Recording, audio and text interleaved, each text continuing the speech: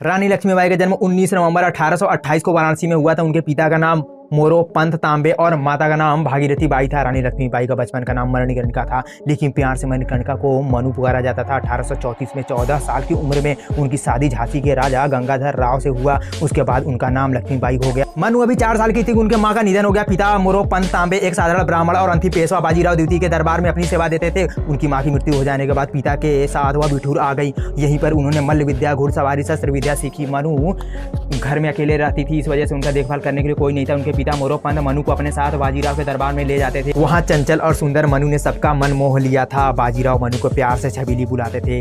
रानी लक्ष्मीबाई बचपन से ही दृढ़ निश्चय प्रतिभा की थी। 1891 में उनका एक बेटा पैदा हुआ था, जिसकी 4 महीने की उम्र में ही मौत हो गई थी। उसके बाद उन्होंने आनंद राव नाम के एक पुत्र को गोद लिया, जिसका बाद में नाम बदलकर दामोदर राव रख दिया।